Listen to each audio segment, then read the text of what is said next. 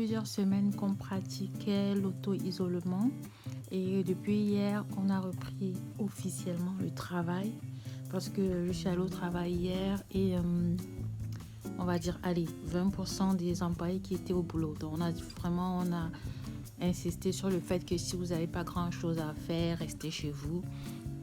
Et s'il y a certaines tâches que vous pouvez faire depuis chez vous via ordinateur, faites-les depuis chez vous. Ça se passe en ligne, que ce soit pour les cours, les classes ont recommencé, mais beaucoup d'écoles enfin ceux qui donnent les cours de langue et tout ça, beaucoup d'écoles, ils ont recommencé les cours, mais en ligne, quoi. Ils ont créé des classes, ça se passe en ligne en fait. Et également pour les services de livraison, il y a plusieurs mesures qui ont été légèrement modifiées. Depuis, on va dire, une semaine environ, les livreurs ne sont plus autorisés à avoir accès aux appartements. Ça veut dire qu'à l'entrée de la résidence, en fait, à la barrière, loin dehors, là, c'est là qu'il faut aller chercher ses colis. Et il y a une certaine distance critique de sécurité qui est, je crois, 1 mètre, qui est obligée d'être observée. Donc, en fait, dans notre résidence, comment ça se passe? Il y a une table qu'ils ont mis à l'entrée devant la barrière et du coup, le livreur vient juste poser ta commande dessus et il s'en va. Il t'envoie le message qu'il a déposé et puis toi, tu vas chercher. Et voilà quoi. Donc, pas de contact humain, pas de contact, on va dire, pas de contact direct en fait. Donc, voilà comment ça se passe. Ça, c'est les modifications au niveau des systèmes de livraison. Et au bureau, il y a des désinfectants à peu près partout, à tous les niveaux, dans les ascenseurs, devant les ascenseurs de sortie, partout. Il y a des désinfectants. Bon, ça, je parle de l'entreprise où moi je travaille. Donc, il y a des désinfectants partout, à tous les étages. Et le sol est lavé à l'eau de Javel. Ça sent la Javel partout. Donc, on a l'impression d'être dans un P3 ou un P4. Enfin, pour les biologistes, vous savez de quoi je parle, de ces labos à haute sécurité où tout est cliné au millimètre près. C'est comme ça dans tout le bâtiment maintenant. Mais moi, ce qui m'inquiète le plus, en fait, c'est les tendances, les prévisions, parce que tout le monde a été mis au courant des prévisions, des tendances et tout, et du coup, ça a affecté le comportement et du coup, ça a affecté les prévisions. Je m'explique. Par exemple, à Shanghai, beaucoup sont sortis de Shanghai pour aller passer les fêtes de Nouvel An dans leur ville natale. Maintenant que les vacances sont terminées, ils doivent bien rentrer sur Shanghai. Sauf qu'on a annoncé un pic d'infection entre le 9 et le 12 parce que c'est la période à laquelle on estimait que tout le monde allait rentrer.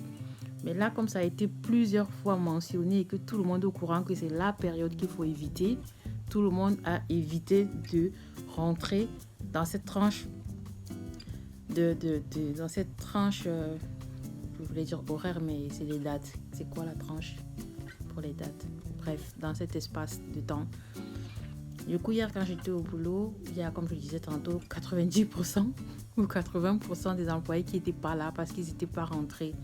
Et donc, pour ceux que j'ai pu contacter, ils m'ont expliqué qu'en fait, comme c'était le pic, ils évitent de rentrer. Ils vont rentrer plutôt la semaine prochaine. Je me dis, ok, donc si tout le monde, pour éviter le pic, décide de décaler d'une semaine ou de 2 semaines, ça veut dire qu'en fait, le pic également, il va décaler.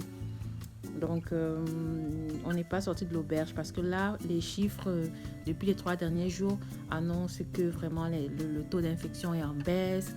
Et puis, il y a également le taux de guérison qui augmente, le taux de mort aussi. Mais, on va dire, il n'y a plus de nouvelles infections proprement dites. Bon, il y a quelques vingtaines par-ci, par-là.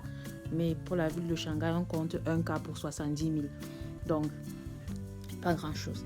Du coup, dans les autres villes, à Hubei, dans la province de Hubei, ceux qui sont en quarantaine, c'est là qu'il y a 90% des morts. En même temps, c'est là qu'il y a 90% des malades. Donc, c'est un peu logique. Mais là, on s'attendait un peu à ça. En fait, les chiffres vont vraiment dans le sens attendu. Mais à l'extérieur de cette province, c'est un peu plus compliqué parce que là, beaucoup se fient aux informations journalières, quotidiennes pour adapter leur comportement et leur mouvement. Donc moi je me dis que là le pic va juste être décalé de quelques jours en fait. Ça va pas changer grand chose. Donc je préfère moi rester à la maison, même si c'est vrai qu'on doit reprendre le travail, mais je me dis que je vais encore rester une semaine pratiquer l'auto-isolement. Donc on va trouver de quoi s'occuper. On va saturer les réseaux avec des petites vidéos de ce genre pour donner des nouvelles. Et voilà quoi, pour garder le moral. Donc merci, c'était Mireille depuis Shanghai en cellule d'auto-isolement. Bon, je rigole, mais la situation n'est pas très drôle. En tout cas, en même temps, il faut bien se distraire un peu. Donc, merci de suivre.